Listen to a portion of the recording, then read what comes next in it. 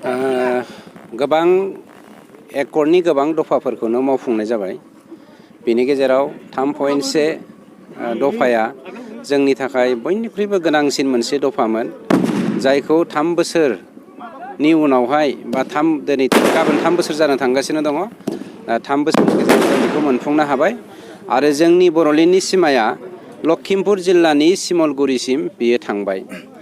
जिखियानो जायाथों गासैबो बर' फिसाफ्रानो गोजोननाय मोन्दों।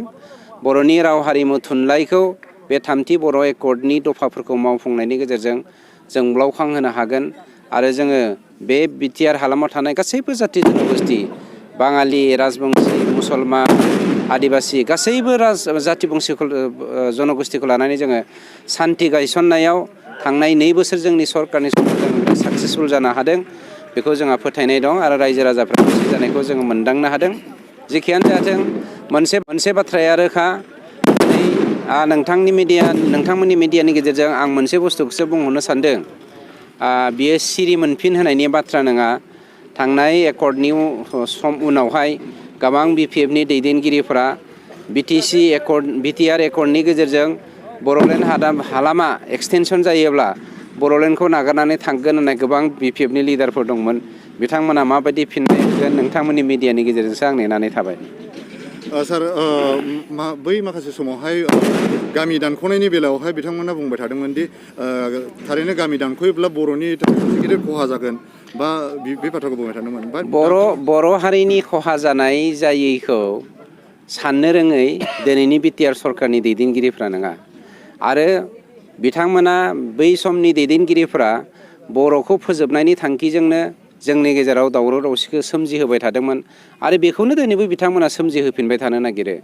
हारिखौ फाननानै गाव राजा जानायनि थांखिजोंनो BPFनि दैदेनगिरिफ्रा समाजखौ दैदेनबोदोंमोन, जायनि जाहोनाव जोंनि गेजेरावहाय जौगाथाय गैयै जादोंमोन, जोंनि गेजेराव खौसेथि गैयै जादोंमोन, जोंनि गेजेराव जोङो इयुनखौ खोमाना लानो गोनां जादोंमोन।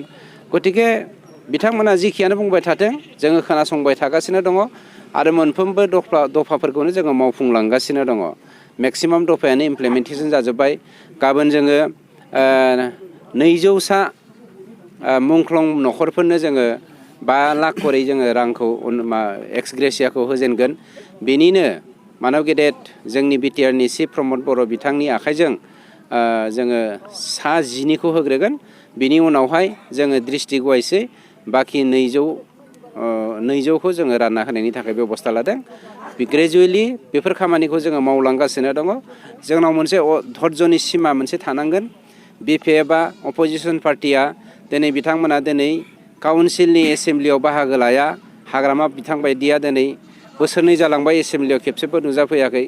खिन्थु बिथांमोनानो हारिनि गेजेराव दाङाबाजि लाबोनो, दावराव दावसिनि थाखाय बायदिसिना बुंनानै जोंनि मानसिफोरखौ थुनज्लायो आरो गाज्रि लामाजों थांनो थाखाय थुलुंगायो। सार, माखासे बारग' NDBफ्रा दिनैसिमबो रिहेबिलिटेसनखौ मोनाखै होननानै रिहेबिलिटेसननि बाथ्राया बियो ओंखामजों दै लोंनाय नङा। मोनसे समावहाय सोरबाया जायफ्रा NDBजों सोमोन्दो गैथारै माखासे मानसि दङ, बिथांमोनाबो दावराव खालामदों आरो जोंनि गेजेराव 4,000 खाथियावहाय सिम्पेटाइजारफोर दङ।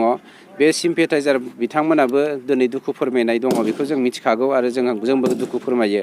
बेयो गभर्नमेन्टनि मोनसे सिस्टेमनि बाहेरायाव जों थांनो हाया।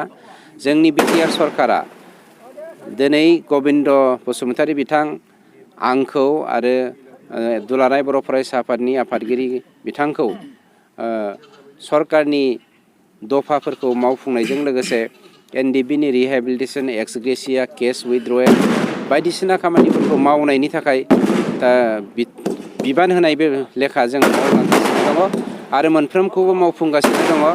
दा जोंनियावहाय जायफ्रा हार्डक'र केडार, बे हार्डक'र केडारफोरनि रिहेबिलिटेसननि जे लिस्ट बे फैबाय आरो माखासे फैनो गोनां दंबावो। सिम्पेटाइजारफोरनि बिथांमोननियाबो सोलिगासिनो दङ। गतिके ग्रेजुवेलि फैगोन, जोङो धर्ज नांगोन। अपोजिसना बहुत बायदिसिना बुङो, बेनि थाखाय जोङो खोमा सुनानैबाबो जोंनि खामानिखौ मावनांगोन। सार, दायो क'क्राझार RNB सिभिल हस्पिटालखौ लानानै दङ, बेनि सायाव सार पलिटिक्सनि मुङाव जों पलिटिक्स गेलेनो नागिराखै।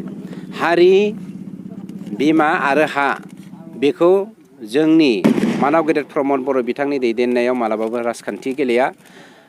जोंनि जा क'क्राझारनि RNB हस्पिटाल बे हस्पिटालैनो थागोन खिन्थु जोंनि मेडिकेल कलेजजों सोमोन्दो लाखिनानै बे हस्पिटालखौ जौगाहोनायनि थाखाय जोङो माबा मोनसे राहा लानो हायो नामा बे बेबस्थाखौसो जों बेखौ खामानि मावनो नागिरदों खिन्थु बे हस्पिटालखौ सिफायनानै सोरनिबा गोरबोआव जोङो सुनानै खामानि मावनो दों बे नङा बिथांमोना राजखान्थिनि मुङाव रायजो राजाफोरखौ माबायदि माने प्रपेगेसन लाबोनानै बेले बेजे लाबोनो हायो बेनि थाखायसो बुंलागासिनो दङ। दा बे बेलायाव आङो नोंथांमोननो आंनि गोसो गोरबोनि खुलुमनाय आं जासिबाय जे दिनैहाय जोंहा 74थि सुबुंखान्थि सान बेजों लोब्बा लाखिनानै जोंनि आसामनि जोंहा गिबि मन्थ्रि डक्टर हिमन्त बिश्व शर्माया दिनै जोंनि थांनाय 2020 मायथाइनि 27 जानुवारियाव जे BTR गोजोन गोरोबथा बे गोरोबथानि जे 3.1 दफायाव थानाय जे सिमा बारायनाय बे बारायनायखौ दिनैहाय नैबे जोंनि सुबुंखान्थि सानजों लोब्बा लाखिनानै बिथाङा दिनै फोसावनानै होबाय बे फोसावनायनि थाखाय जोङो 14 नं चिरांदुवार ब्लक कमिटि UPPL जोंनि माखासे गेदेमा दैदेनगिरिफोर जाय बिथांमोनखौ जोङो साबायखर बावाबा निश्चय जों थानो हानाय नङा आरो बेनिखायनो जोङो 14 नं चिरांदुवार ब्लक कमिटि UPPLनिफ्राय जोंनि आसामनि गिबि मन्थ्रि डक्टर हिमन्त बिश्व शर्मा बिथांनो जोङो साबायखर जासिदों लोगोसे भारतनि गाहाय मन्थ्रि नरेन्द्र मोदी बिथांनो जोङो साबायखर जासिदों लोगोसे जोंनि भारतनि नखर मन्थ्रि जोंहा अमित शाह बिथांमोननो जोङो साबायखर जासिदों आरो जोङो बेखौनो खावलायगोन बेखौनो जोङो फोरमायगोन जे जोङो दिनैहाय मोनसे जारिमिनारि सान होननानै जोङो बुंनांगोन आरो बे जारिमिनारि साननि गेजेरजों जोङो गोबां समाव जोंनि जे बे BTR गोरोबथायाव थानाय माखासे दफाफोरखौ लानानै गोबां सावरायलायनाय बे बाथ्राया जाबाय थादोंमोन दिनैहाय जोङो नैबे सुबुंखान्थि सानजों लोब्बा लाखिनानै जोंनि आसामनि गिबि मन्थ्रि डक्टर हिमन्त बिश्व शर्माया दिनै फोसावनानै होनाय लेखानो जोङो खोब गोजोननाय मोनबाय आरो बेजों लोगोसे जोङो दिनैहाय बिथाङा फोसावबावबाय जे जोंनि बड'फा उपेन्द्र जोनोम सान बे जोनोम सानखौ आसामाव फरायसा सान महरै बिथाङा फालिनो हानायनि फोसावनायखौ जोङो मोननो हादों लोगोसे जोङो जोंनि BTR एकर्डआव थानाय जे जोंनि साफ्रोमबो मुंख्लं जोंहा NDB बिथांमोननि जे जोंहा एक्सक्रेसिया जे होनायनि बाथ्रा 2001 जोंहा सुबुंफोरनो दिनैहाय गाबोननिफ्राय 5 लाख राङै बिथांमोना एक्सक्रेसिया होनायनि जोंनो फोसावनायखौ जों नुदों आरो जों खोब गोजोननाय मोनदों जों आसा खालामदों जोंनि दफायाव थानाय जेसेबांनाखि जोंहा मावनो गोनां खामानिफोर बे खामानिफ्रा निश्चय लासै लासै मावजागासिनो दङ आरो बेखौ जोङो दिनै नङा गाबोन जों मोगथां महराव मोननो हागोन जों बे जिनिसखौ जों मिजिं खालामनो हायो।